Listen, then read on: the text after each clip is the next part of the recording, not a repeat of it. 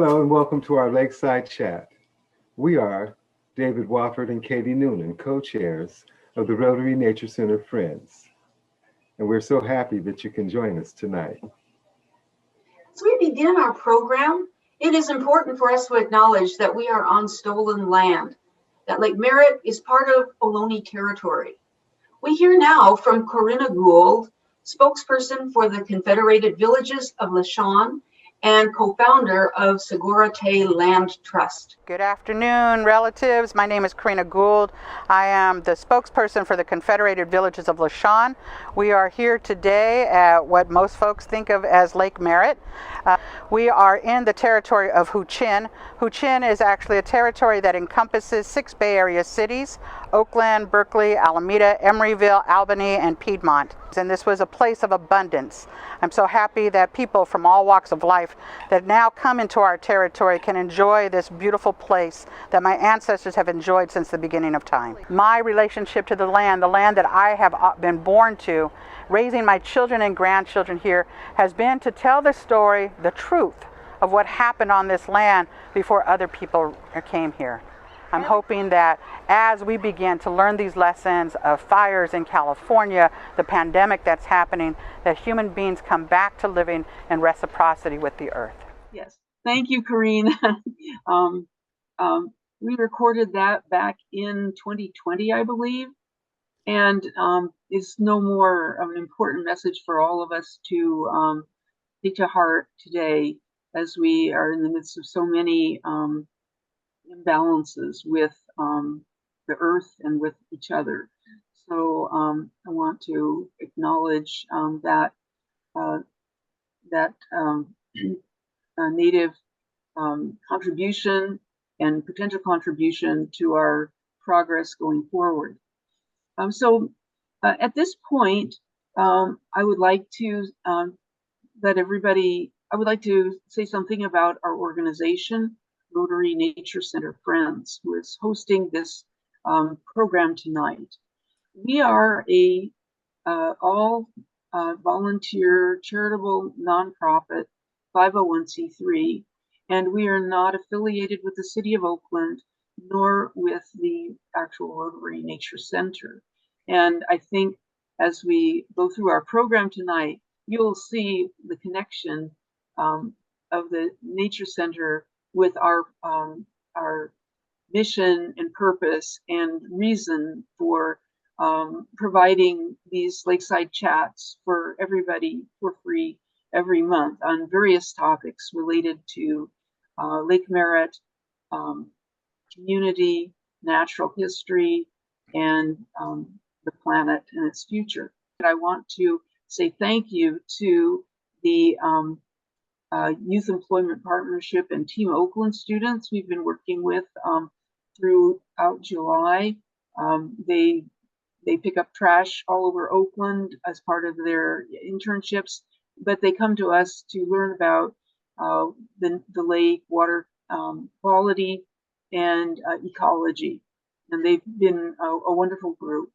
We've also had the assistance of the City of Oakland, California Climate Action Corps Fellows on many of our projects, including the testing of the water for algae and harmful algae that might affect people and wildlife in the lake. And proud to say that so far everything has been all clear on that front. But we do that every month for waterworks.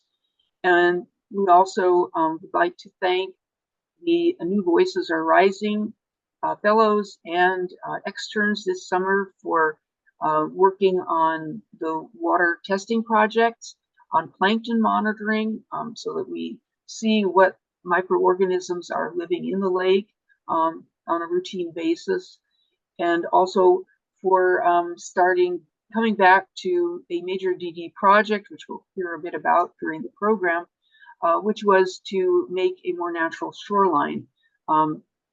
The Boathouse Lake Merritt Boating Center, and over to the Nature Center, the seawall that confined the lake for so long was leveled out and native plants were planted.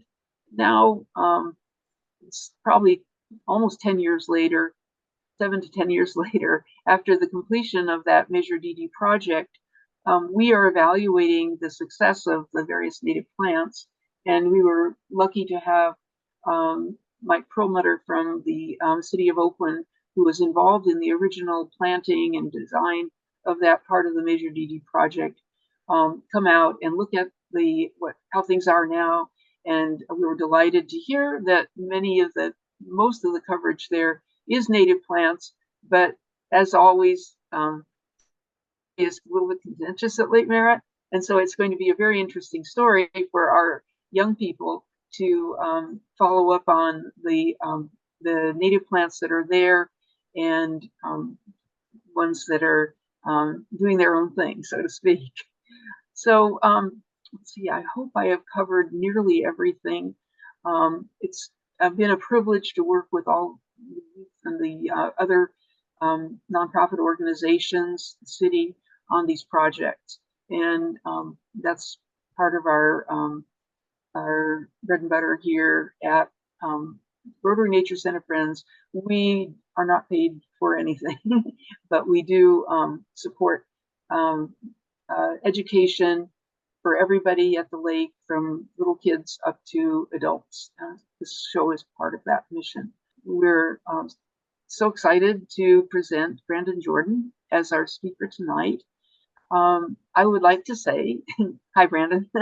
I am going to do an intro, and I could spend the entire hour on this intro, but I want to give a little personal touch that I met Brandon in during the start of the pandemic at Lake Merritt, when I was doing some dock fouling, organism monitoring, and a little bit of teaching. He would bring his young son down to look at some of the birds and the critters that we pulled up, and it was really fun. And then he introduced himself to me as a journalist and someone with the experience in conflict. And I thought, yes, this is a good person to tell the story of Lake Merritt, because it's an ongoing story of people not always seeing eye to eye, but as you'll see, he has a positive take on that. Brandon grew up in North Carolina, and he went into journalism and moved to Europe in about 2011 and has been living there in Belgium with his wife, Marianne. They happened to be here in 2020. She was finishing a fellowship at UC Berkeley in relating to social justice issues. And Brandon has always had an interest in social justice issues as well. So he's had a distinguished career in reporting and has contributed to many of the newscasts that many of us have seen on television and programs, giving insight and pictures of some of the problematic areas in our world. And so I want to introduce Brandon, say how happy I am. Brandon, did I leave anything out or say anything? No, that's weird? Totally fine. Okay. You're too nice. I mean, what I would, so I'm going to start it. I'm just going to jump right into it because I have kind of a lengthy presentation. I'm going to show a lot of clips tonight, but they're not necessarily, this is not going to be the order or format of the movie. And a lot of the material that you will be seeing tonight is going to be, a lot of it's either going to be rough edits or even just raw material of interviews and whatnot that goes along the presentation. And also some archival clips that just goes along with the PowerPoint that I put together. Well, Brandon, that's what I just wanted to interject before you launch into it entirely. That one of our goals here is to let everybody know about Brandon's project, which is a 5-year project already, and he's in the process of creating a documentary about Oakland and Lake Merritt and the people and a variety of interweaving topics. And so we're getting a privileged view of this documentary in the making, and Rotary Nature Center Friends has contributed to this GoFundMe, which is their GoFundMe, which is we're hoping that people will see the great value in this and consider making a contribution. We'll put the information in our chat. Thank you. Thank you. Yeah. So just a little bit about me and the background. I'm going to go ahead and share I'm going to share the PowerPoint right now. Okay. So here's my PowerPoint. Let me get this full screen. And then, so what I'm gonna do is I'm just gonna start off with this is just a trailer for the movie. This is the funding trailer though. So when we actually get through with the, film, there'll probably be something else put out. Can everybody see my PowerPoint? Yeah. Yes. Yep. Okay. All right. Let me start that again.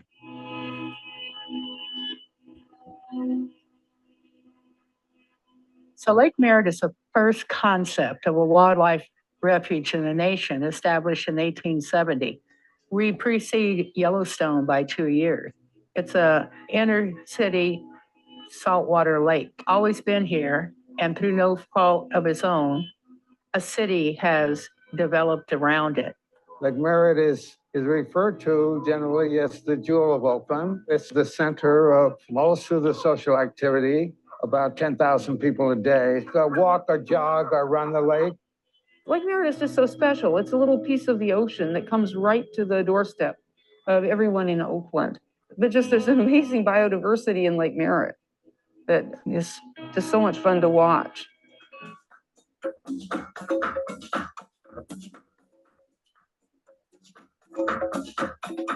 People's attitudes about the lake have changed over time. I'm really happy to see so many people at the lake now. It's everybody now is at the lake. There's still a contentious space, and people are still fighting for the right to be there.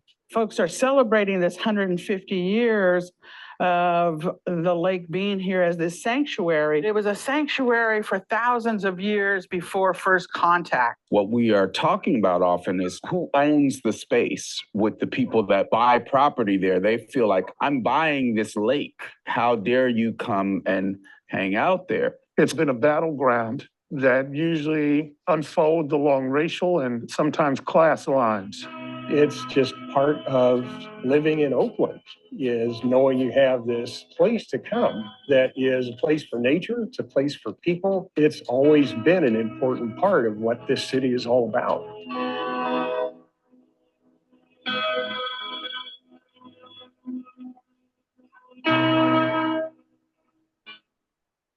Okay, so that's the basic trailer for the film. Just to let you know, it is a work in progress, and we're raising money right now. And what specifically we're raising money for now is we're going to be cutting together a rough cut. We have a small amount of grant money, and we really have been going through, as Katie says, really, it's been the last 5 years I've really worked on it sort of consistently. But that first interview that you saw with Stephanie, I actually shot that in 2014. And, one of the reasons I want to bring that up is actually it goes back to the Rotary Nature Center. When the Rotary Nature Center was still open, I went by there, actually had to I was applying for a job and I had to make something about my environment in 24 hours. And I was living, at that point, I was living over in Jackson Street downtown. So I just went over to the Rotary Nature Center. I talked to Stephanie and she told me it was the first national wildlife refuge. And I got really interested in the lake and revisited that later and also saw it as a place that equally brings Oakland together, but also can sometimes show some of the issues that people in Oakland are facing and also the environment. So I thought it would be interesting to use Oakland's Lake Merritt to tell a history of Oakland, both the positive and some of the issues that is facing.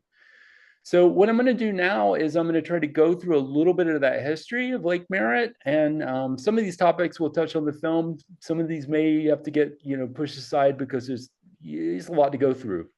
So we saw a little bit about the pre-colonization history when we saw the center with Corinna Gould, but I'm just going to tell you a little bit more about it.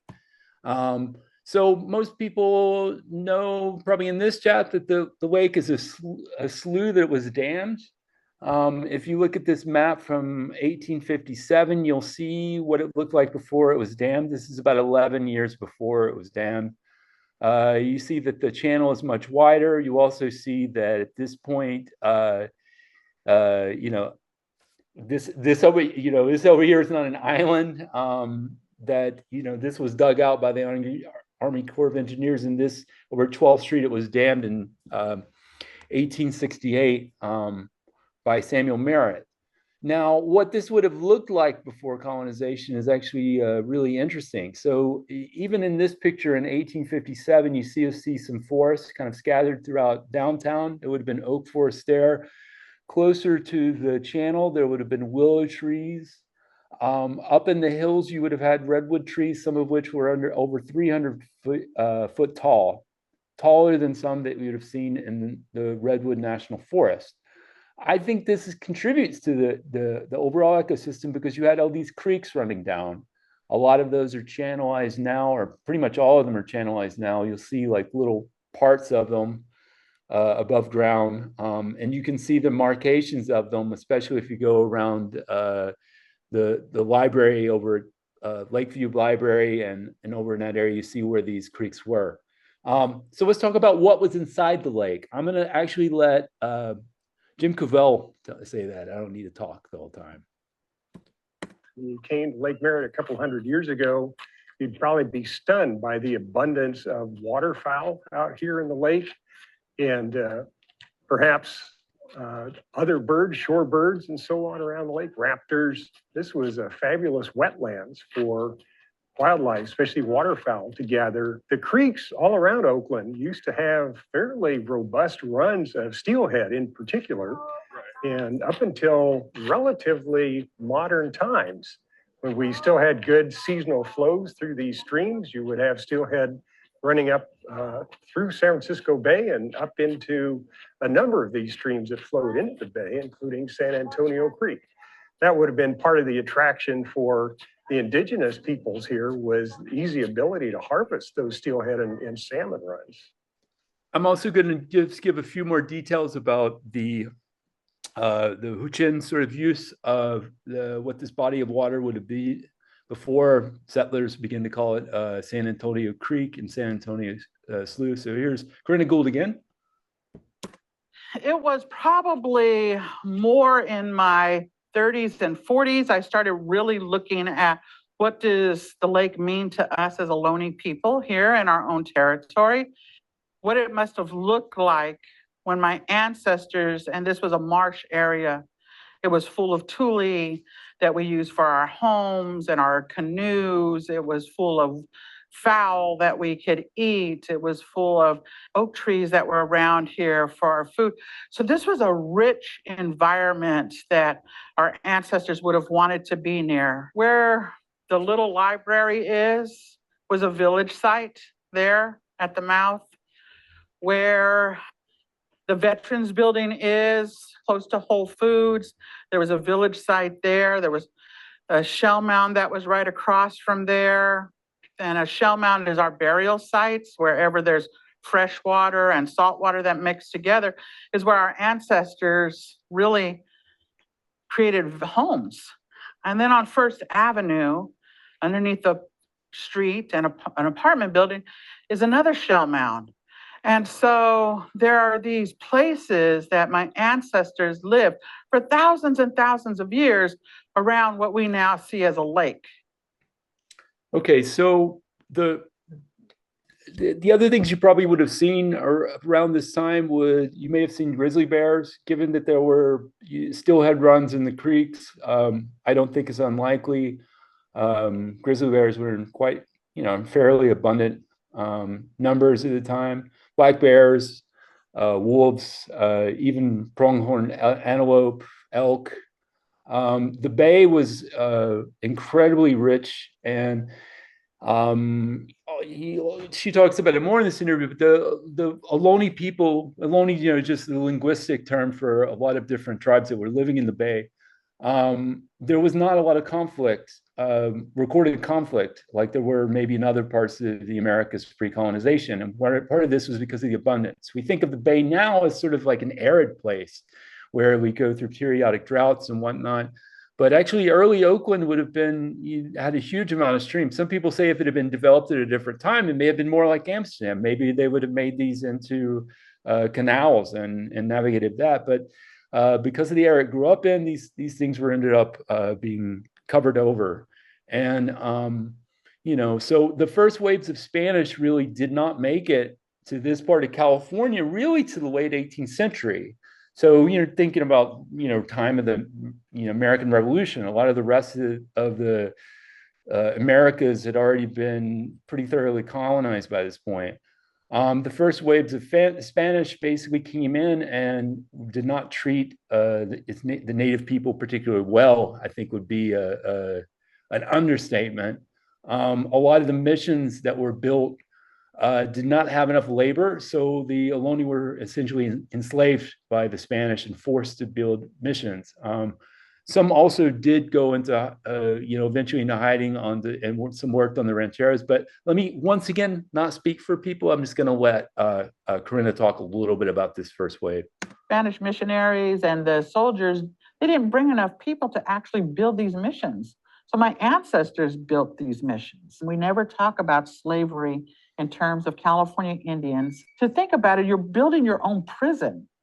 Imagine that there was mothers that actually suffocated their babies because they didn't want them to live through that kind of horrific thing. Imagine having to survive in a way that you were, the women often caught syphilis because they were raped by the Spanish soldiers and the priests. All of this happened in a 99-year period, very short time in Ohlone time. So just going forward to what happened to Oakland after colonization, the entire area was given, I think in 1820, to Don Luis Peralta. He never lived in this area. He was given it as a land grant. His sons did, and really that's around 1820. I just recently read a deposition of one of his sons. I think it was Jose Domingo Peralta. One thing that should be noted about the Peralta, so Peraltas, they controlled basically all the way back through Berkeley, Albany, this entire area, and it was called Rancho San Antonio. And it was still fairly sparsely populated around this time. It also should be noted that like all the Ohlone weren't necessarily forced to build missions. Some went into hiding, some worked on the rancheros, some ended up like later on pretending basically to be Mexican. Corinna Gould had relatives that basically went into hiding. But anyway, the Peraltas controlled this area, and so this is around 1820. I'm going to fast forward a little bit in history. So you did have the Mexican period, and then from 1846 to 48, there was the Mexican-American War, after which California is brought into the United States. One thing that should be noted is about a week before California's annexed, there's the discovery of gold. And a massive influx of settlers rushed to California, especially including the Bay Area. Some of those people that are worth noting would be Moon, Adams, and Carpentier. These are mostly, many people think of them as kind of the founders of Oakland. Also, Samuel Merritt came in the gold rush.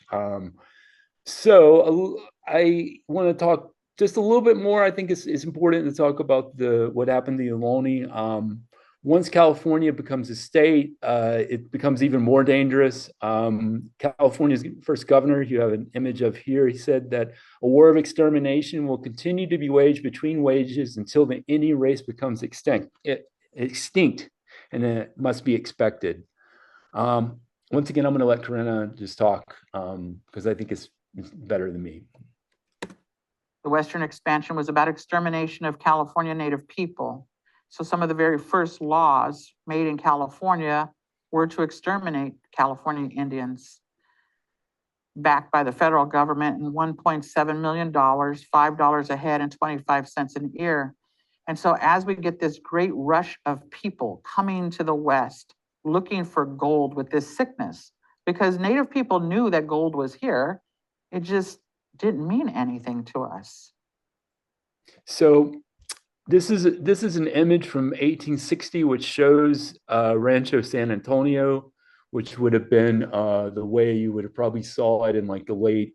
I mean, this is the way it was before the slough was dammed, and you see like a huge amount of territory that the Peraltas controlled. So fast forward to the early 1850s, Moon, Carpentier, and Adams marked off 3 plots downtown. All 3 were 160 acres each. They squatted on the Peralta's land. They were very savvy. Carpentier was a lawyer. He brought surveyors in to like thoroughly look at his property and mark it all down. You'll see that the Peraltas, from what someone could correct me if I'm wrong, but they didn't really do a proper surveying of their land until 1860. And this was when they were already covered in litigation. Because of the gold rush, huge amounts of people started to come to the area that is Oakland and this general area. And accounts from that time said that the hills were full of noise from falling redwoods. So along with what happened with the Ohlone, there was also what I would call an ecocide. Early California laws also put bounties on predators. Grizzly bears were shot to the point of extinction very quickly.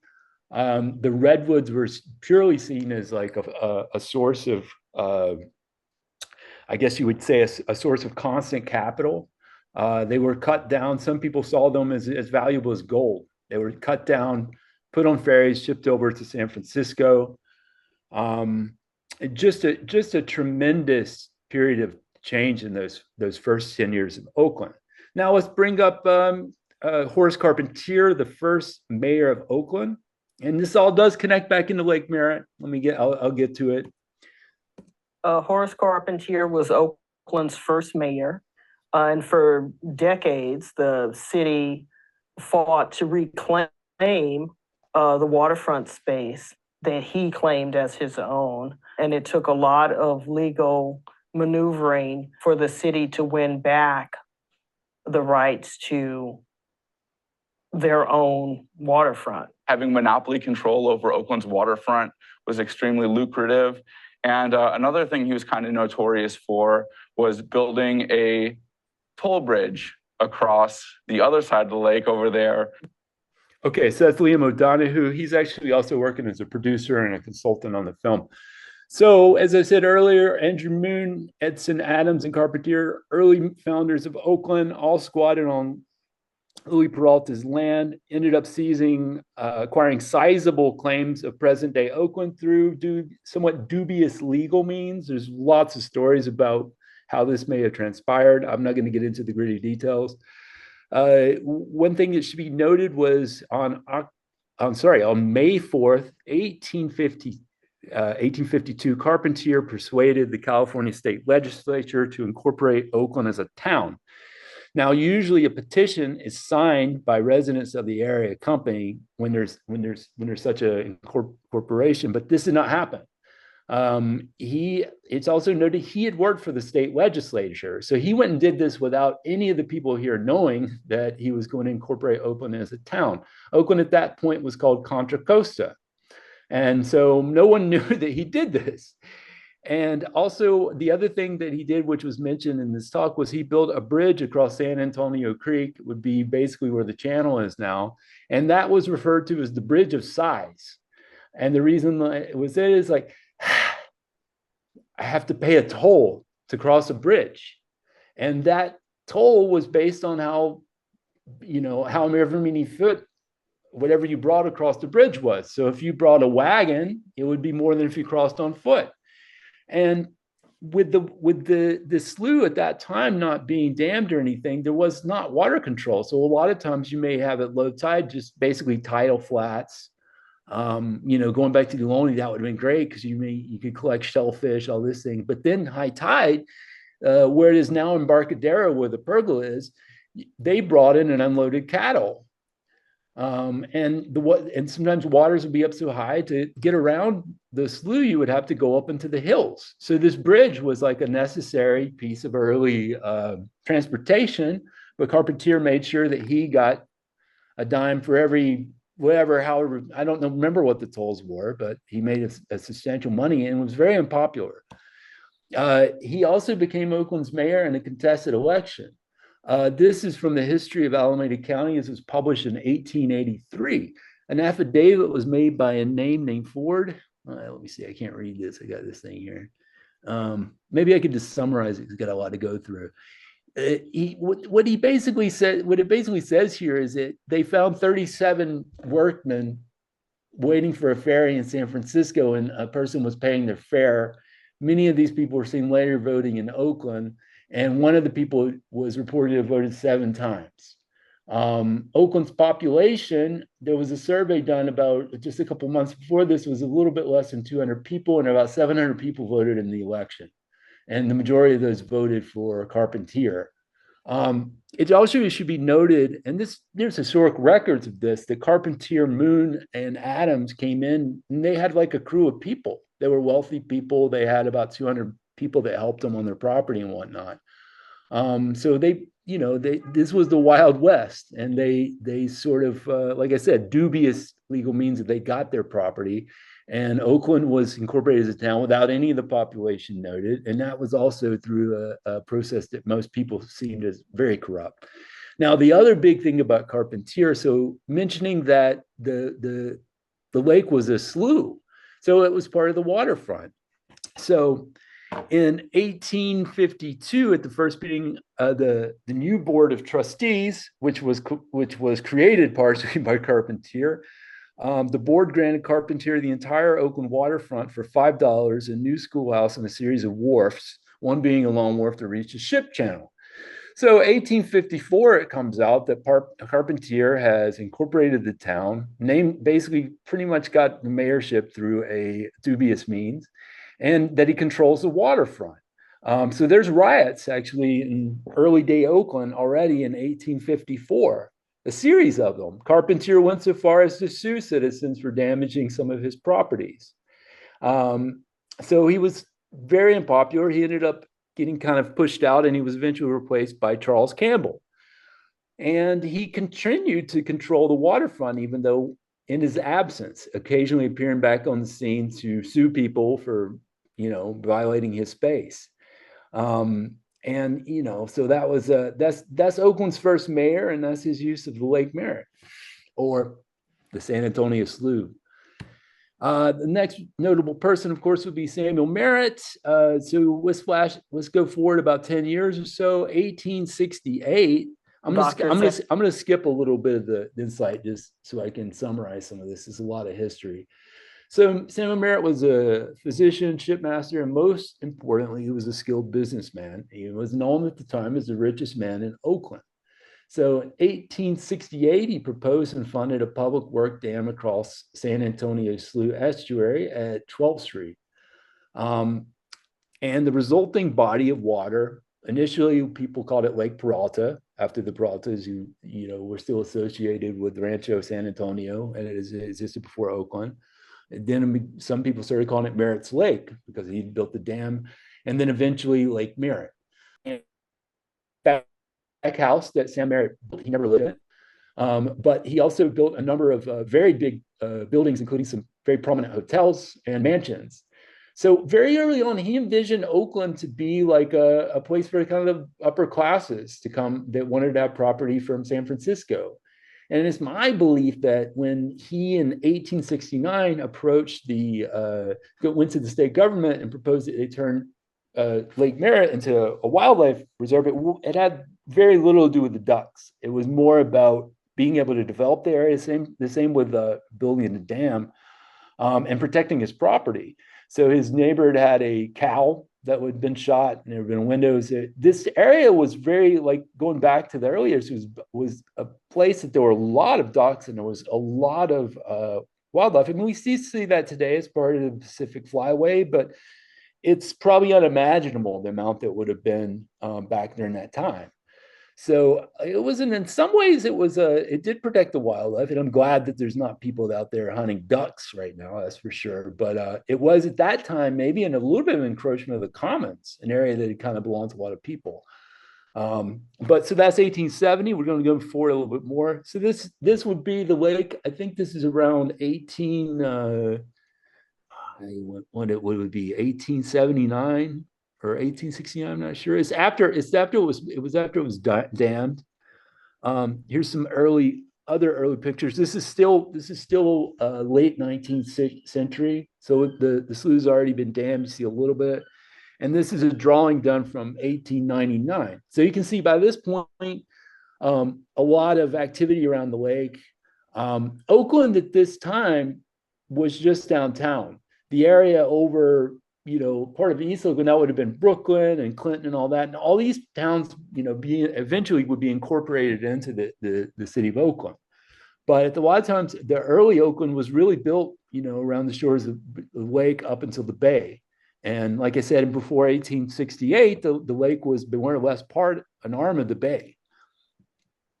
Okay, so the next person we're going to talk about is Mayor Mott. Mayor Mott presided over Oakland during the 1906 earthquake. So what that had to do with Lake Merritt was there were two segregated refugee camps by Lake Merritt. One of them would have been the Willows. So this would be more towards kind of like a little bit more towards Chinatown. So this was the Chinese area. And then there was another refugee camp set up in what is Adams Point. And this was where white people lived. So after the 1906 earthquake, the population of Oakland doubled. So Mott's administration was during the City Beautiful movement. I'm going to let Liam O'Donoghue talk a little bit about that. There was this thing in like the early 1900s called the City Beautiful movement. There was this concept that emerged that we needed to beautify cities in order to create essentially beautiful citizens, philosophically speaking, of course. A lot of the development of Lake Merritt was kind of part of that ethos. When Mayor Mott was mayor and, creating beautiful urban parks like Lake Merritt was certainly a part of that whole philosophy. So more specifically, what Mott did with Lake Merritt was Lakeside Park was really developed in this period. The pergola was built. A lot of some of the plants and stuff in Lakeside Park were put in. Other notable spaces, City Hall was built during this time, and the Kaiser Center, which was Oakland Auditorium, which now is vacant, that was also built which is on Lake Merritt. So a lot of infrastructure, a lot of stuff you see around the lake now, was built under Mott's. It's worth saying that Mott was not popular with everybody, was not popular with labor. In fact, he ran a hardware store. He was a business owner before becoming mayor and reportedly handed out axe handles from the hardware store to thugs that beat up striking workers.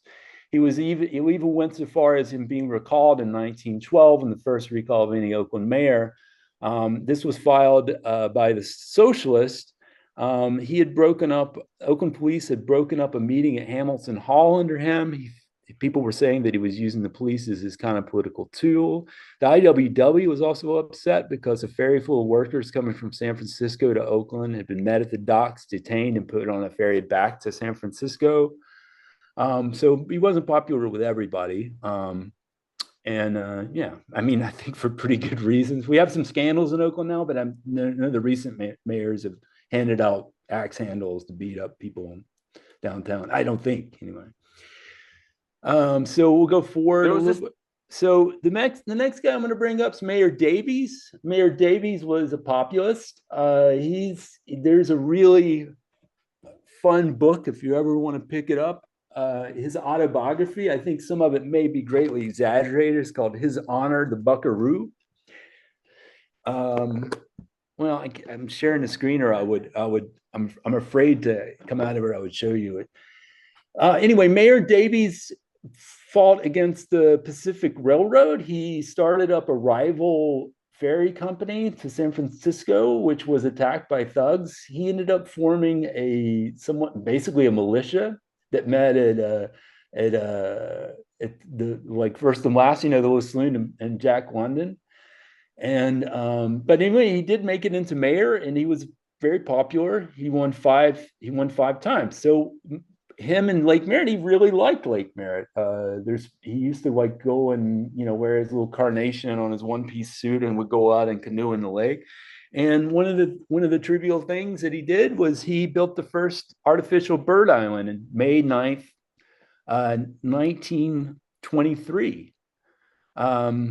So that was the first, and at the time it was called Davy's Folly. There was not like a conservationist movement at the time. People didn't really understand why you would build an artificial island for the birds. But then it was also the time when radio began to be popular, and there actually was a radio documentary about some ducks that had some babies on that first bird island. So it ended up being more of a popular move than maybe his critics would have called it. In 1925, you would have had the Necklace of Lights. William J. Backus turned a button and turned on those lights. It was a multi-day celebration with music and fireworks, because Lake Merritt already was at that time a very big part of the city's identity. Economic news for the 20s was a boom period for Oakland. The population increased a lot. There was a General Motors plant called Oakland Assembly, later a Chrysler plant, and so there's many new residents. Oakland began to be referred to as the Detroit of the West. But then around World War II, the lights were dimmed, and these were really brought back fully until 1985 by the Lake Merritt Breakfast Club. Okay, so forward to another person I think that was very key with the lake. That would be William Penn Mott Jr. He was an Oakland Park superintendent, later an East Bay Regional Park Director, went on to work for the California Department of Parks and the U.S. National Park Service. So he worked to increase Oakland's parks. He contributed to Lake Merritt. He also expanded the regional parks tremendously. One thing that he did in regards to the lake, he ended up hiring Paul Cavell. Paul Cavell was the nation's first municipal naturalist, and he worked he was the person who designed the Rotary Nature Center, if I'm correct. He also, William Mott, was approached by author Navlet, and he came up with the idea of they wanted to build a story-themed children's park. That would be Fairyland. And before Navlet approached Mott, he approached the Lake Merritt Breakfast Club. So the Lake Merritt Breakfast Club and Mott raised $50,000 to open Fairyland. That opened in 1950. What I'd like to do is I'm going to show you some old clips from there and just talk about them a little bit. So you'll see some things about Fairyland that are familiar, but you probably don't see monkeys there anymore. They also had sea lions, which you'll see in a minute. They had an alligator. Right there, you see that's a Eurasian otter. And some stories about that otter, you can read in Paul Cavell's book. It got loose a few times and was chasing ducks around and kind of made itself a little home on one of the bird islands. And they kind of left it for a while, and Paul Cavell had to bring it back. Also, every once in a while, those monkeys would get out and you might have them swinging around in the gardens. Paul was having to round those up. Another thing that you'll see coming up, and actually people reference in the film, is there was a trolley that would take you to Fairyland. And there was another park actually down near the Kaiser, where the Kaiser Center is laid abandoned for years. And that was the Peralta Playground. And it was a Wild West themed park with a steam engine. And you can even see parts of this tunnel there if you go and look around enough. I found it one day when I was out there filming. So this is really, this period of time, this period right here is right the way, I think it's probably the early 50s. I found all this stuff through the Oakland History Room's digitized files, which is on the Calisphere. Great resource.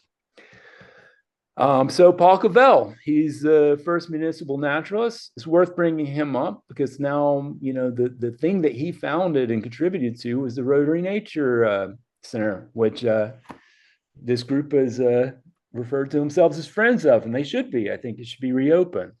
I found out a lot about the lake through that.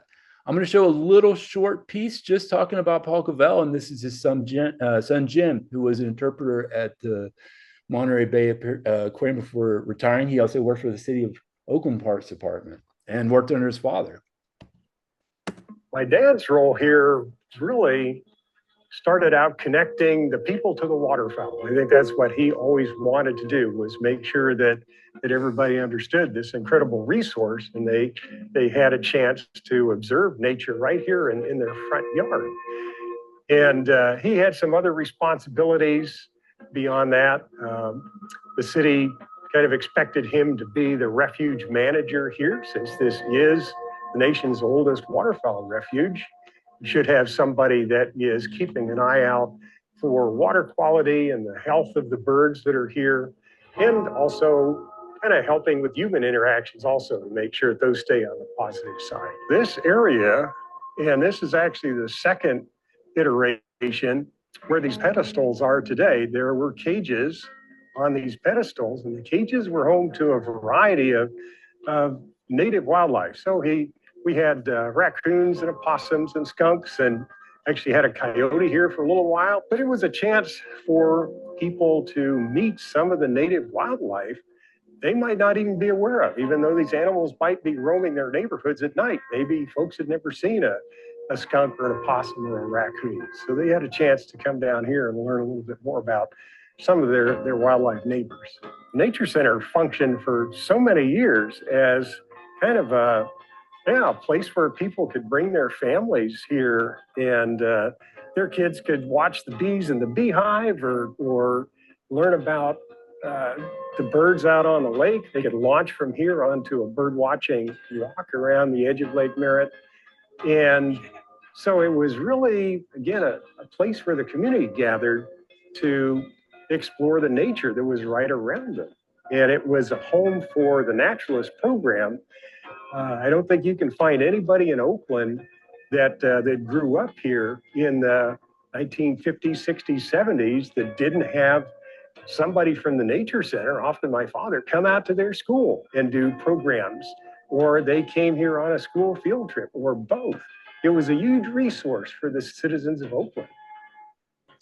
Yeah, and it's kind of sad because as of today, I walked past there and it's completely boarded up.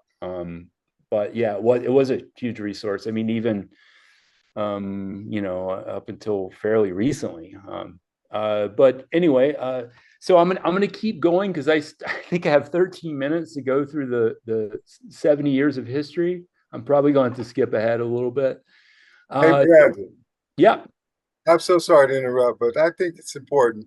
I'd like to acknowledge Jim Covell, the last speaker that was being featured in your video and in your production.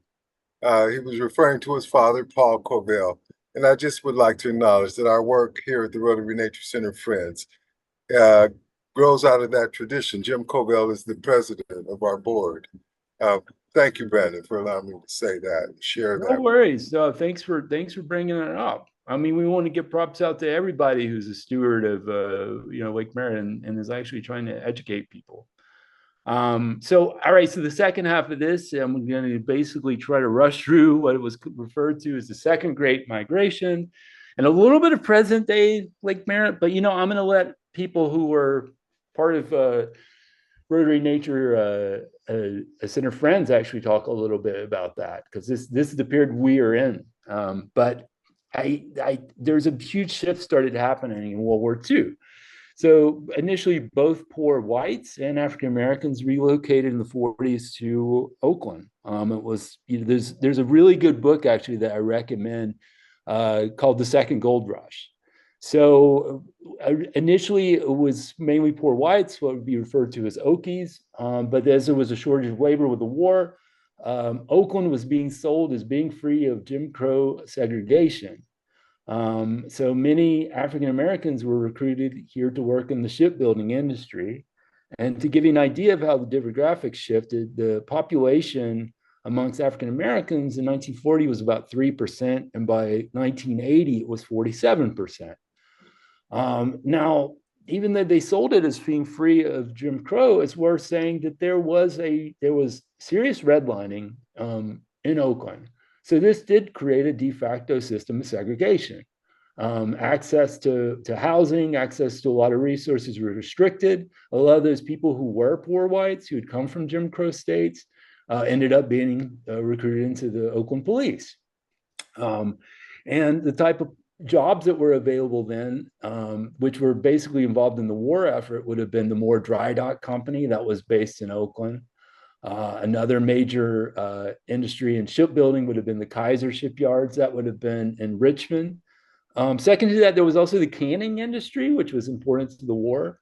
So a lot of people were brought in as labor. And spaces like Lake Merritt, really starting in the 1940s, were considered to be somewhat elite spaces, and they were heavily policed. And bringing up again the fact that a lot of these police were from Jim Crow states and were ended up being part of the police force. And this is historically documented.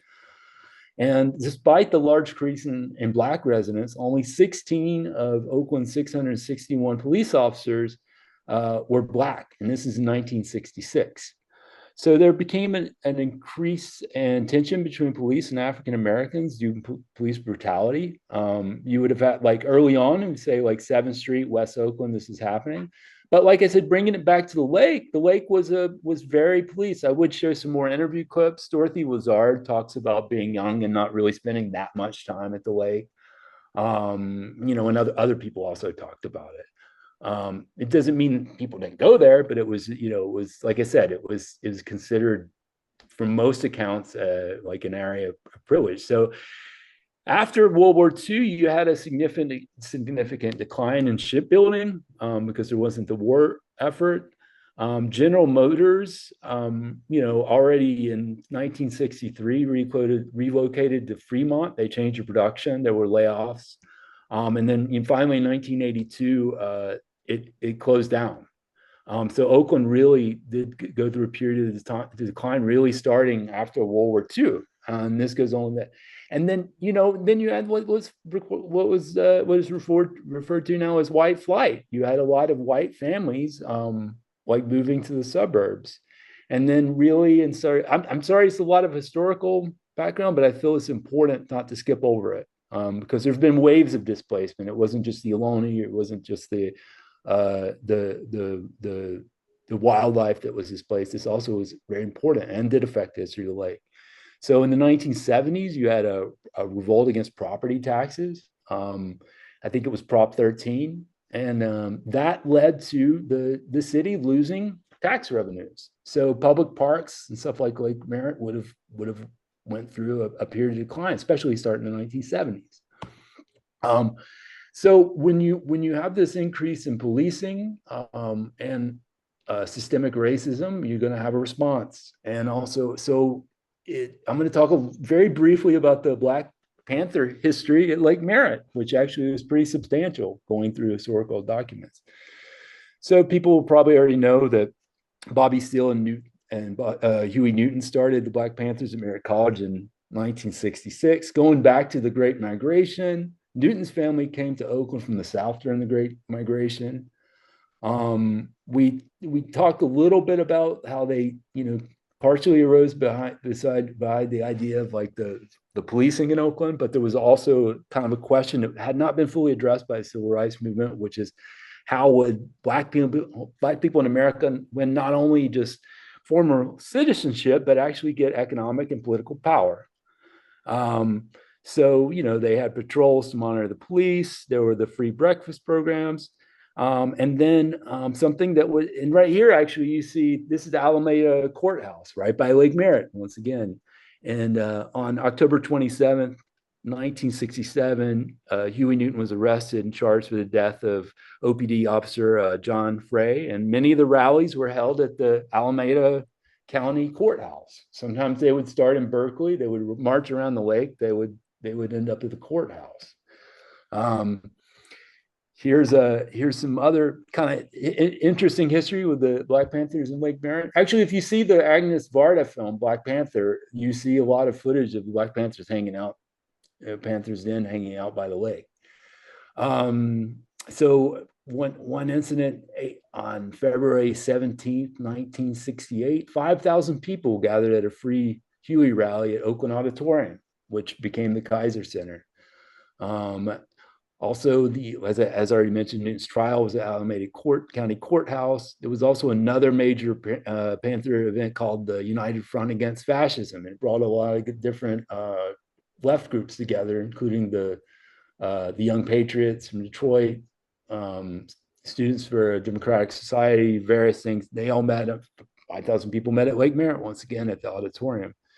When Bobby Hutton was shot in 1968, they had a memorial, a little memorial rally at the Cameron Stanford House. I'm going to play a little bit of that. It includes Catherine Cleaver and also Marlon Brando, right at the Cameron Stanford House where we did our benefit just a couple nights ago.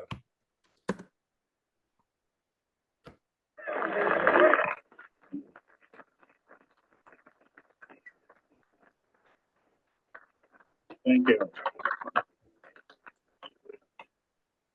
We just came from Bobby Hutton's funeral. And I'm not going to stand up here and make a speech because white people, you've been listening to white people for 400 years.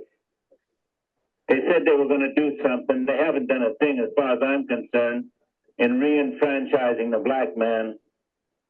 It's up to the individual to do something, to force the government to give the black man a decent place to live, a decent place to bring his children up in.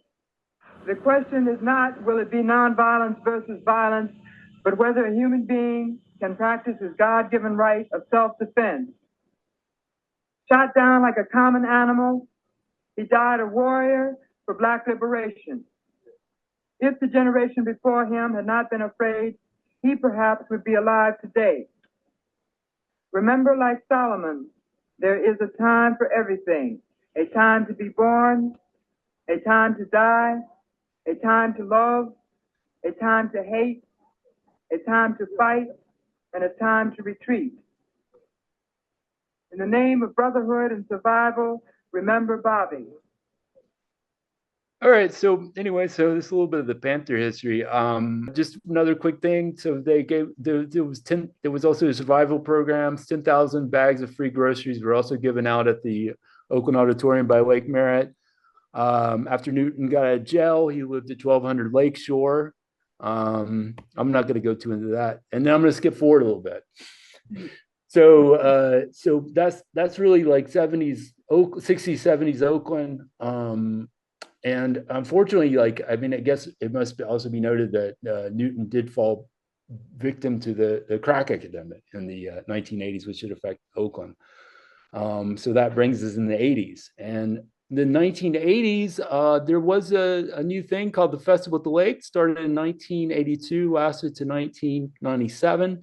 Started as a flower show, then became more of a cultural event that had a lot of famous both national and local musicians. Young Sheila E. played there. John Lee Hooker played there. Later years, there was a place called The Spot, and some famous rappers played there.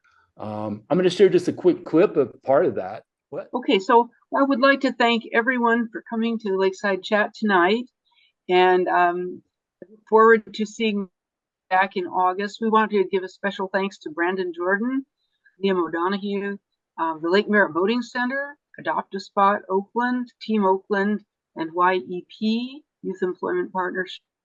New Voices Are Rising, California Climate Action Corps Fellows, Phoenix Armenta, Sarah May Heddy, and the Rotary Nature Center Friends, volunteers and staffs, and Oakland for a wonderful month.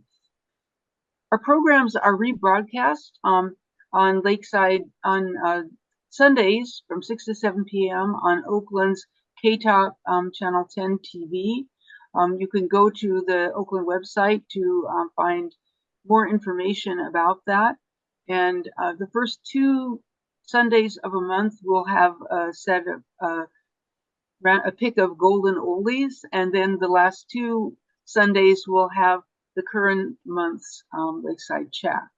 We'd like everybody to know we have there's much more coming up in our programs. On July 21st, there will be a local premiere of a documentary film about Hank, the rescue American white pelican, called Oakland's Favorite Bird, at the New Parkway Theater, and that will be at 1 p.m. Admission's $10, and we will share the Eventbrite for that in chat.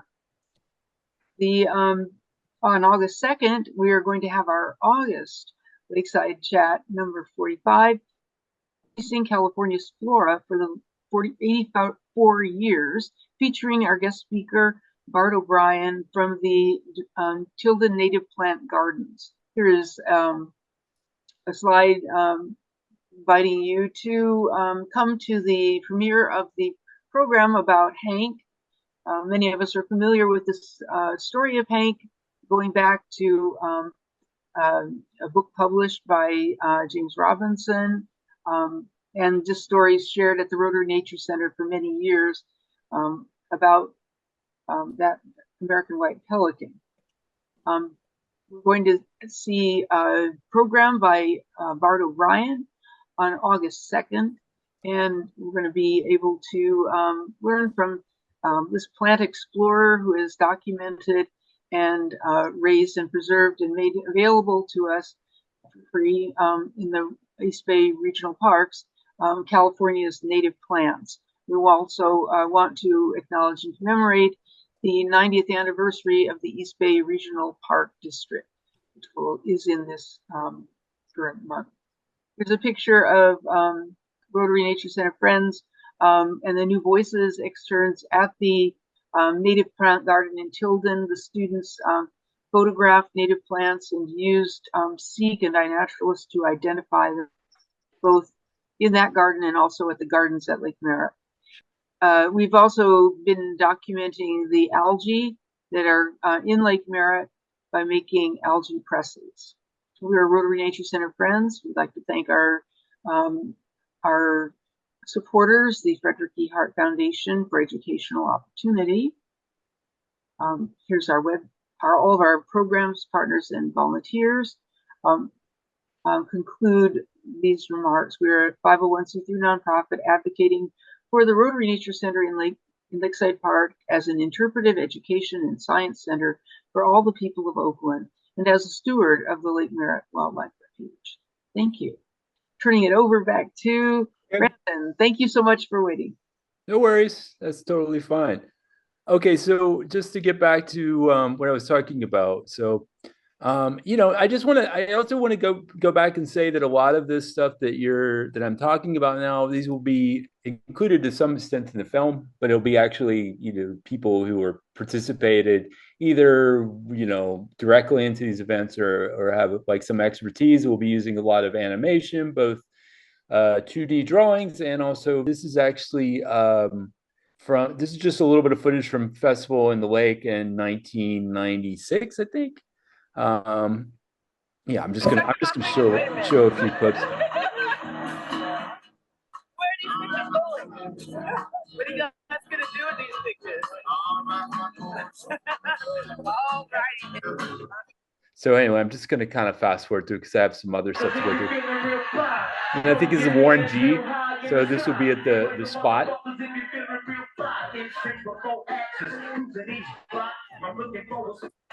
So anyway, so this is just a little bit. I'm going to keep going just because I have some other stuff to go through. So anyway, Lake Merritt, the festival at the lake lasted until 1997. There were a few incidences in the early to mid 90s where there were some incidents. In 1994, it was pretty substantial clashes with the police. And there was actually a lawsuit filed afterwards where the lawyer actually that represented Rodney King represented 5 people, which they won a pretty substantial lawsuit. And and around this period of time, the Oakland police began cracking down a little bit more around Lake Merritt. There was a ban on barbecues, and there was a no cruising ordinance, so that if actually people circle around the lake more than twice, they could have their car impounded. So anyway, Boots Riley, was a member of the coup, and also is a film director. He was part of a group called the Young Comrades.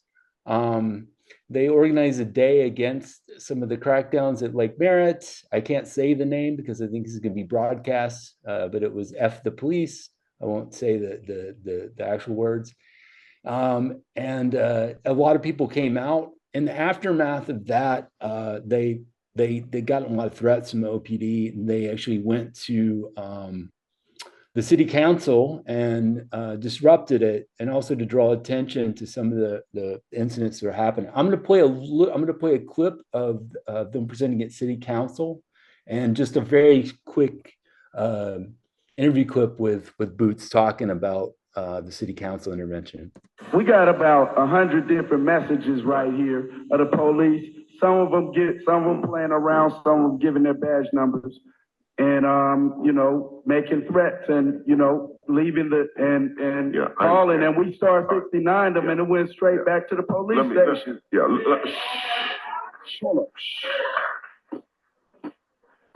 Hello. And we took over the city council meeting and got them to say right then and there that they would suspend the no cruising ordinance. So after the protest at the lake, and also the intervention at the city hall, they did repeal the laws. I bring this up for a few things, because also it's like there's going to be a little bit more of Boots talking in the film about what the Young Comrades did and like his activism in the 90s, and also a little bit about some of the incidents that happened at Festival by the Lake. So we'll both talk about the Festival of the Lake and show definitely a lot more footage of what that looked like, and also talk a little bit about some of the conflicts toward the end, and how the lake, you know, I mean, already in the 90s, there were some issues around barbecues and whatnot, which, you know, I think is relevant because of, like, you know, just several years ago with Barbecue Becky and Jogger Joe and the other incidents. It's not a new thing. So just, I'm almost through with this. I'm gonna skip over quite a bit, but just to bring up a couple last slides. So Jerry Brown, when he was mayor, a lot of changes happened in Oakland. Some of his critics called it Jerryfication. But Brown attracted about $1 billion of investments, including refurbishing the Fox Theater, Port of Oakland, Jack London Square. He sought to bring 10,000 residents downtown, which included the Lakeside Apartments District, which I had lived in at one point. You know, he a lot of his the people that support him say that crime went down. It did, except for his last year in office, where homicides actually spiked. It's worth noting rents did start going up substantially in Oakland around that time, even though he did claim to have built more affordable housing than the administration before. But a lot of the luxury development and stuff that would push up everything. A rising tide lifts all ships, I think is the term. So I think this also ties into Measure DD. So under Brown, I'm not going to go into it. We did interview James Van and people more about Measure DD, and I'll show a very quick clip of that, and I'll be very brief. But Measure DD, as most people know, was the 2002 bond allocating a substantial amount of money for better parks and cleaner water. It was passed by 80% of Oakland's voters, increased park space around the lake, improved the path, landscaping, led to creek restoration, increased water circulation with the channel. It's worth noting, though, that COM's role in that, Nancy Schiff and also James Van's involvement with that, and tying it back to Brown was initially, I think people probably know more about this than I do, but Brown was going to originally sell the Peralta Park to the Diocese of Oakland. James Van noticed that, first off, it was possibly architecturally going to be difficult to build a building of that scale on that plot. But also he was very concerned about, at the time, things that would affect the skyline of Oakland and the health of the lake. So Measure DD in a lot of ways was a counter proposal to that, and they opened up RFPs for basically different development plans. And then the citizens of Oakland came together and pushed this through. And I think Katie's going to talk a little bit more, maybe briefly, or we can do a discussion about how Measure DD, while it did do some improvements, it didn't fix everything. And we've still got a lot of work to do. But I'm going to show just a very quick clip of James Van, and then one more clip, and then I'm done, and we can do some Q&A. Running over, apologies again. The quality of the water was one of the the goals and objectives of the Measure DD improvements bond that passed in 2002. So that has helped to improve the water quality itself. The surroundings of Lake Merritt are the things that have changed the most. Density has certainly increased, and the changes around the lake and in the lake environs. There's a lot of the impetus that caused the beginning of one of my organizations, the Coalition of Advocates for Lake Merritt, CALM. CALM is organization of civic-minded designers, architects, landscape architects, planners, and civic activists who are concerned with the environs of Lake Merritt, what happens to the lake and the properties and developments that go around the lake. We've been active in preserving some of the open land, stopping hotels from being built on the lake, stopping the development of housing. Any place there are vacant properties, there's always pressure to develop it. And so we've been, CALM has been very active in overseeing the things that impinge on the environmental quality around the lake.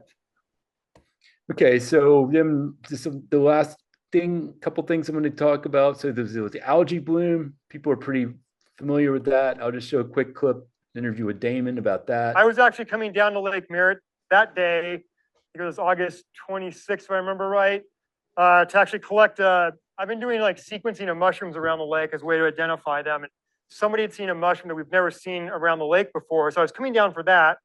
And as I was driving over, somebody sent me an email and said, hey, there's something weird going on at the lake. You know, maybe, you know, some people should get some eyes on this. And so I stopped, I picked the mushroom piece that I needed, and I walked over to the shore. And I just felt like I was just gonna hit my knees. I mean, just all those organisms I'd seen, you know, for the last 17 years were just out on the beach, dead. And at first I was just like, wait, what's going on? I mean, I knew about low oxygen in the bay. We'd seen the bloom going off for a couple of weeks out in front of Alameda, but it just hadn't had an impact yet. And that was the day that it had the impact. And so I kind of just dropped everything else I was going to do like that day and that week and started trying to document what was going on. So the biggest hit was definitely down where the channel comes in. That entire beach, I mean, you couldn't walk without stepping on dead fish. And the sad part was, I mean, I saw a fish that day that I had never seen alive in Lake Merritt before. So I saw either a flounder or a halibut. It was the first flatfish I've seen in Lake Merritt, like right there dead in the channel. And then the even harder part was, as I walked around the lake, you saw the die-off continuing to progress. So down there was mainly dead fish. By the time I got up here into this wing, there were fish that were low on oxygen and were at the surface just trying to breathe, trying to find oxygen right at the air-water interface. And then that kind of continued around the top of the lake. And as I came back down towards the channel, everything there was kind of dead again. So anyway, it's kind of a bum note to end on, but the whole point I think of this is, you know, like I skipped over a lot of stuff. I went in a lot of details. Maybe I went gave a little too much details than people didn't want to hear. But there's a lot of history when it goes to Lake Merritt, and there's a lot of, you know, I didn't go through like of course like the Kwan administration or Libby Schaff or anything. I just tried to hit a lot of things that I think shaped this area. And, you know, like I don't want to end with Measure D and you know, the algae bloom is like the end of the history, because it certainly isn't. I mean, the lake is like nudibranch and all types of things have come back. And as I'm sure Katie will talk quite a bit about, Measure D didn't do anything to reopen the Rotary Nature Center. There's still a lot of issues confronting Oakland that this did not touch upon. And it's really up to us to kind of make sure that we build this place as both an area that is inclusive and is good for people, but also for the wildlife. And I think it's up to us to kind of walk together. Maybe right now we could do a Q&A, but we can also talk about things that we can do to improve this area. And even though I'm inconsistently in Oakland, I consider it to be one of my favorite places, period. And this is one of the reasons that I chose to do an historic video kind of about it, and also look a lot of the movies actually going to start in present day, and then maybe look back at a little bit, maybe not sequentially like we did today. Anyway, thanks for your time. I apologize if I went a little too long, but yeah, I kind of wanted to get in the weeds a little bit and try to. Brandon, not too long at all. You have so much to share. We really appreciate, the entire presentation. And I am not going to talk a lot about, because we have some Lakeside chats. Damon did a fantastic Lakeside chat about the fish kill.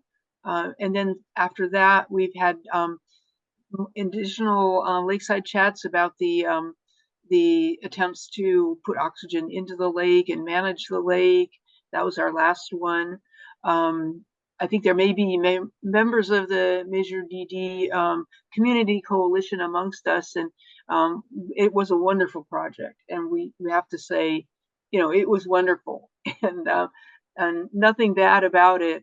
Mm-hmm. It is, however, true that there are certain places that did not benefit, and the Rotary Nature Center was one of them. When it was in the original Lake Merritt plan, but when the budget was carved out, it was left off.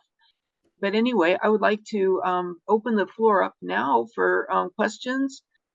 I might jump in for a second here. Jim Covell. And hey Jim. Yeah, excellent presentation and great progress on the film. Hey, thanks for all that footage from your father. That stuff was great. I think everyone loves seeing that footage, along with the wonderful interview you did. Well, and happy to contribute. I really appreciate the way that you have treated Lake as the interface between natural history and cultural history, that it's this interface between the cultures of Oakland and how they have evolved over time, as well as how nature has continued to evolve in an urban setting like that. And that's been the story all along, and you're doing a nice job of telling that story.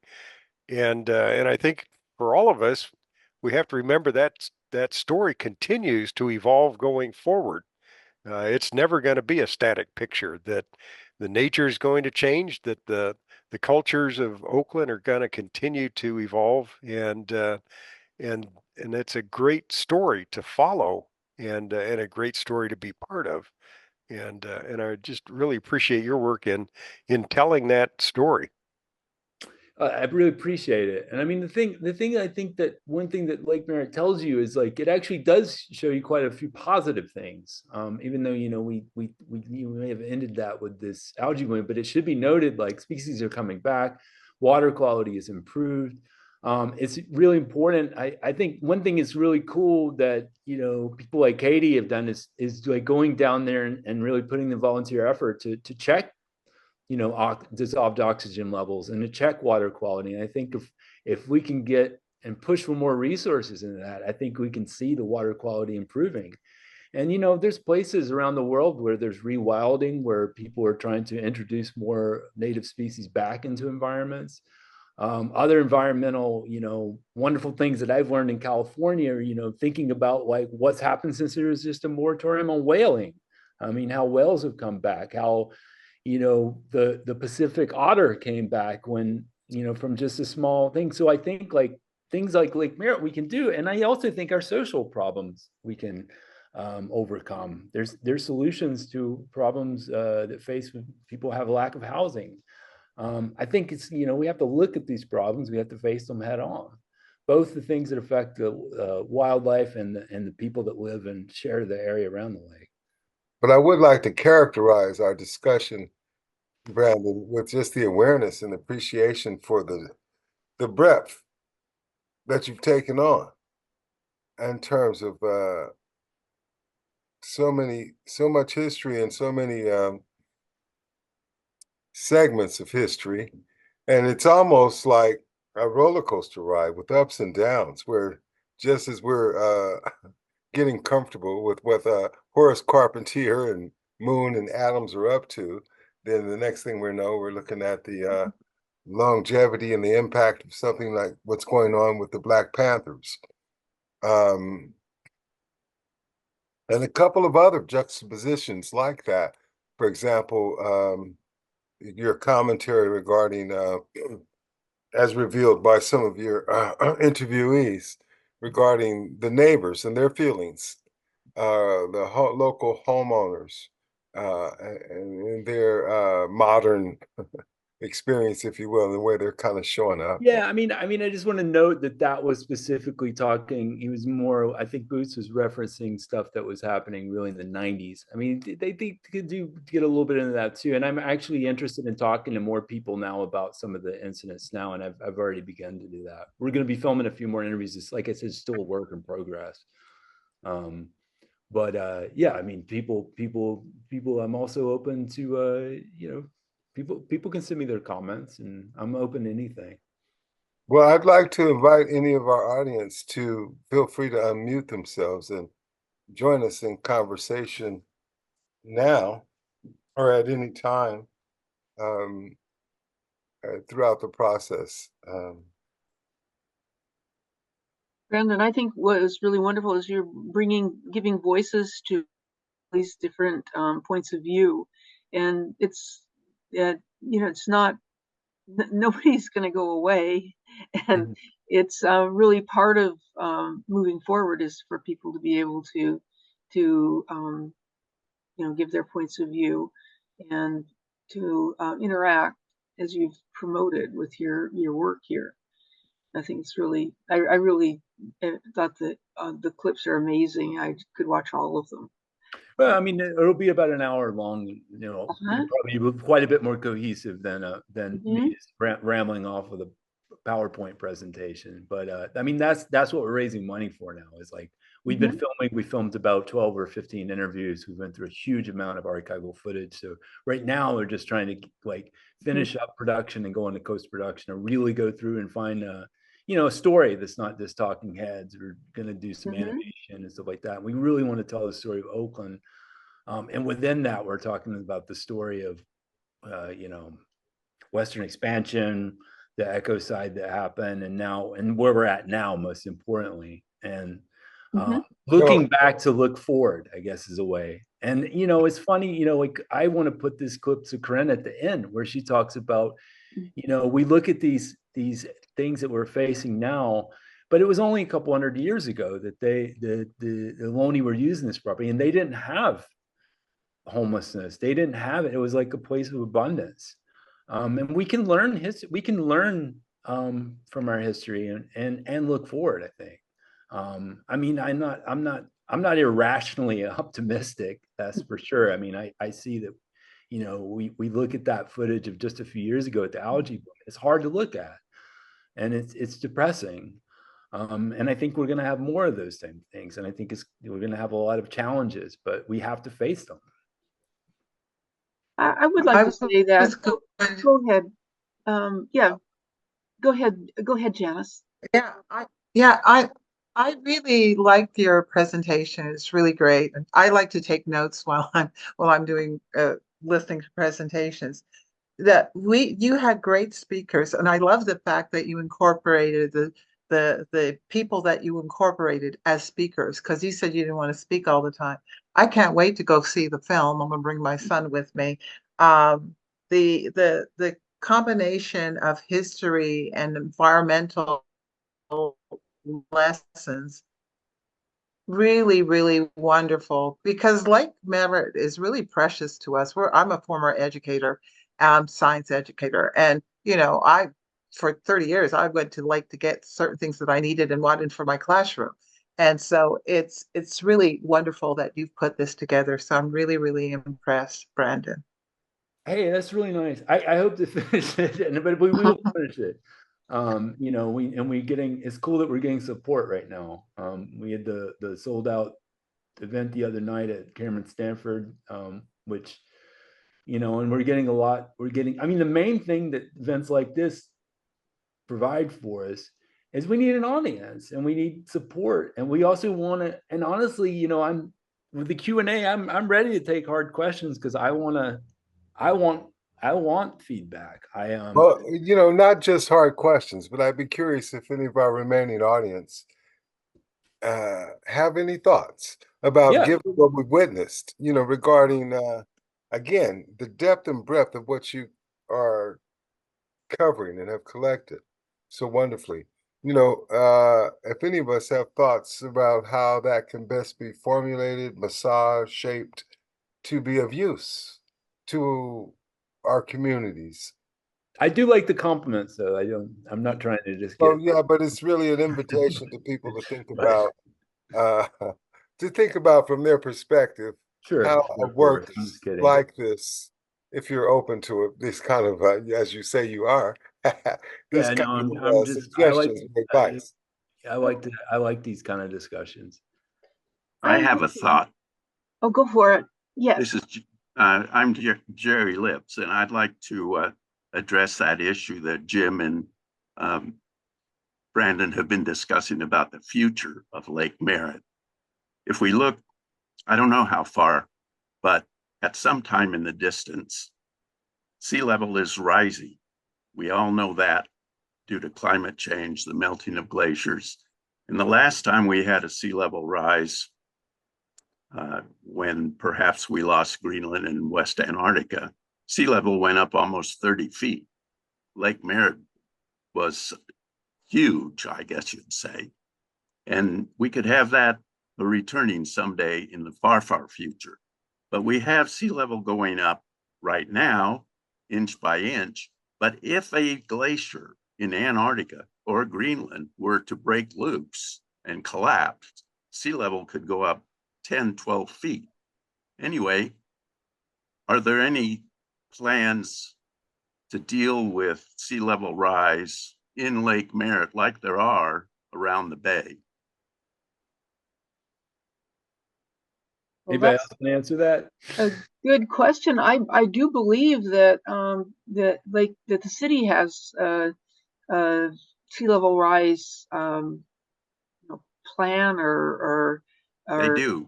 Yes. So people are informed, but that doesn't necessarily always lead to action on that. I would say, I may, in this work as co-chair of the Rotary Nature Center Friends and interacting with the California Coastal Conservancy Agency and the EPA and our local elected officials from the city council to the state legislature to the federal representatives, that there is much talk and action even and planning over the last several years that we've been engaged in this process, and much of which has focused on the impact of climate change and addressing sea level rise, some of which specifically, and this is important, emphasizing what's that catchword, the environmental justice, and trying to focus on the most vulnerable neighborhoods and communities. Having said that, you know, due to our work, I paid a bit of attention to that, but I have not seen it, Jerry Lips, being, because they have formulas and then the formulas usually revolve more down around 2 and 3 feet. Yeah, I know. So I think that's wrong. The city of Oakland predicts 4 feet by 2050 and 9 feet by 2100. I'm betting that those are very low estimates, because if the glaciers go as they seem to be doing, we'll be in real big trouble a lot sooner than that, for maybe tens of feet.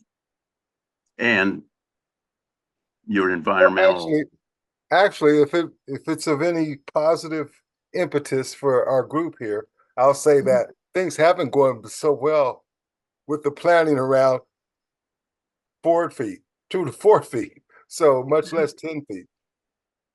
Yeah, it just blows me away. I don't even know how to think about 10 feet. I mean, and we've got maps that we could put in place that show what that does. And when you do that, it's a disaster. And if it happened really fast, like a glacier collapsing, you wouldn't have enough time to even take down houses or do much to protect except to run away. Would have a series of little tidal waves coming in that didn't ever go out. Wow. Well, again, to take Well, that. I don't want to end on that. I was hoping that we'd have some more positive thoughts about do have what to something do. positive. And also I'd like to say, Jerry, thank you so much for that. I believe we've had you were one of our speakers and may have spoken a little bit about that then. And also Andrew Alden gave some talks about the geology of Oakland, including an essay he wrote called Lake Merritt in 2100, which talks about incrementally about how things are going to be affected by kind of slow sea level rise. And I guess the scenario that you're describing would be more catastrophic and different, but it is something, scary. I would just like to say, I don't want to have us close before we do move on a little bit with the water quality story. We partly because of the activities of Rotary Nature Center Friends, marshaling young people, some of the Climate Corps Action Fellows, we've collected data about water quality, starting at the fish kill.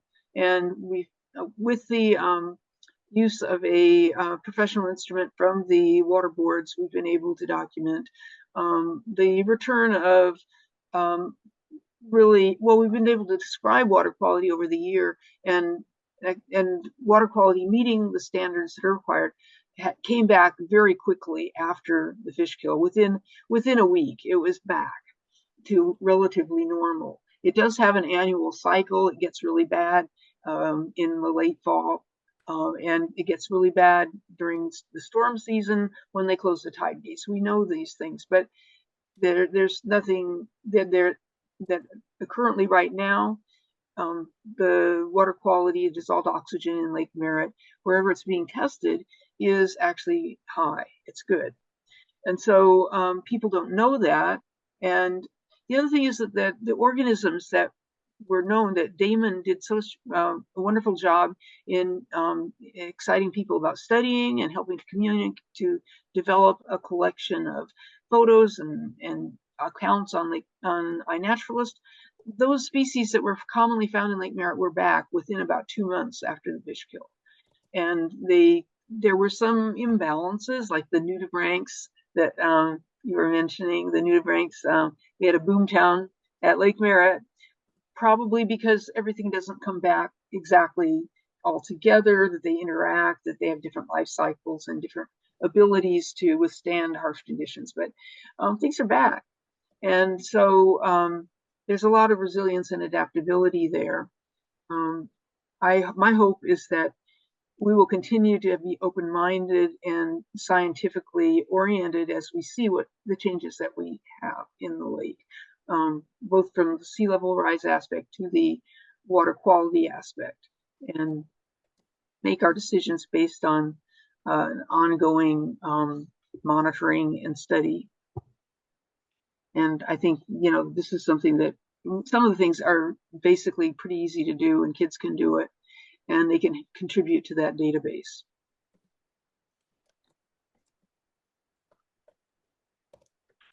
Our fearless leader is not going to let our thought processes move too far away from Lake Merritt. Of course not. I know that. Thank you so much, Katie. I would like to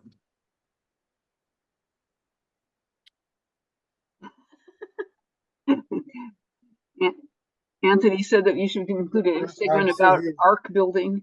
No, I know. I'm still here. I'm trying to. I wanted to. Katie, I'm gonna. Even with your words, as I thought about all of the water quality testing and the work with the students and the recording of data and reporting of the data, and tracking of the ecosystem and the ecology and the experience. So much like what Jerry Lips was referring to, the glaciers melting, and many other things that Brandon has taken on in his film. Individually, they represent these sort of niche areas of focus where people have a great deal of understanding and information and attention. And yet, this work, to me, and not just this work, but our work and many of our work and what we're called to here is to find a way of being able to have that. Because, even for me, as I hear Jerry Lips explain and share that information, first of all, it's quite overwhelming. Second of all, what can I do with this and amidst everything else? And across the board, that's the kind of thing we confront. Many on the social level, I'm sure, with the upheavals and the situation with the Black Panthers. So you have these niche areas, and now we have this opportunity as we all engage to seek Say, new David. ways. Yes. One thing you guys down there could do is measure sea level when you're doing your other things. Get a place where you can put a mark at a certain tidal level, and then we can track sea level rise right there in Lake Merritt. I would say what that would help us do, I don't know, but it would be an interesting thing to do. We're kind of tracking that electronically, if you will, or in the scientific world, as we track the rest of the shorelines locally. But we don't have a demonstration project that's ongoing and set up that we could share with our students and the general public. So that may be something that we can institute. Thank you. If we go back in time for a little bit, there was no Lake Merritt or San Francisco Bay until about 4,000 years ago. So it's really a young geological feature. And for the previous time, sea level was down as much as 400 feet in about 18,000 years ago and rose up to 4,000 feet 4,000 years ago. I don't mean 4,000 feet, I mean 4,000 years ago to the present day sea level, roughly. Thank you. Go ahead. Before that, it was about 100,000 years of sea level well below what we see today. So San Francisco Bay, Lake Merritt was hardly ever here in the history of the last 2 million years. Thank you, because I want to kick this horse again and really try to double down on, seriously, that's what we're about and engaged in. When we share the kind of information that we share about facts that are going on, it's not so much as depressing, although it is, but it also a revelation, again, of the footage that we saw tonight and the wisdom and sharing that Brandon was able to bring with us in his collection and study of all of that material, and what the Rotary Nature Center Friends have been doing, over the years in this same vein. So 2 days ago, Katie and I were on a boat with 30 high school students from Oakland crossing the San Francisco Bay for a trip to San Francisco, but we were able to talk about exactly what you were talking about, thanks to one of our previous speakers. That's my point about the compilation of the work and the compilation of Brandon's work and the compilation of all the Rotary Nature Center Friends Lakeside chats. So Andrew Alden, in his wonderful book, Deep Oakland, and the information in that book allowed us to share with the students as we crossed the bay on the ferry, for many of whom it was the first time. But we were able to share about how the bay hasn't always been there. We could actually share the years in which it wasn't there and where the water line was at that time, and it becomes much more real. So I just want to compliment the work that we're all doing, and thank you all for showing up. Yes. Thank you, David. That's wonderful way to cap it off. And I want to thank Brandon, and we will be sharing some of the things that you've shared tonight, and hopefully one of our goals is to develop this and to be able to kind of chunk it a little bit so that it will be accessible to students and to just general interest people, to who are interested in their community or Lake Merritt or a particular topic. And I just want to thank you guys for doing this, because this actually motivated me to put together this presentation, and it's the first time I did the full thing. I did half of it the other night. So it really gave me, it also pushed me to really go through a lot of the footage, and I just couldn't include it because it's so much. But even just for motivating me to put together this and kind of go through it, because we've read a bunch, a couple, at least a dozen books about Oakland, and it's really nice to be able to sort of zone in and condense a little bit of it. So I really appreciate it, and of course all the support, and also both of your contributions. Both Katie and David did interviews in the movie, and Jim too. He's here, and they were incredibly valuable for information. And also, I appreciate you guys, all of you. You're doing a great job, and just as well. Thanks for a great talk. So much. It was wonderful. Thank you so much, and we'll be following you, and we'll be encouraging our people to follow too, and to make a contribution if they're able. Yeah, sure. I mean, make a contribution if you're able. Share it if you can. If not, then it's cool. You're just interested in watching it. Right. We'll all look forward to seeing the actual film. So yeah, thanks everybody. I really thanks a lot. Thanks for your patience and time. Thank you, Brandon. Well, thank you very much. Okay. And everyone else who's still here with us, thank you for hanging in there. Yeah, it's been great. All right. Bye, everybody. Thank you. Okay, Good night. Good night. Good night. Thanks again. Have a great rest of the weekend ahead. Bye-bye. Okay. Take care. Bye-bye.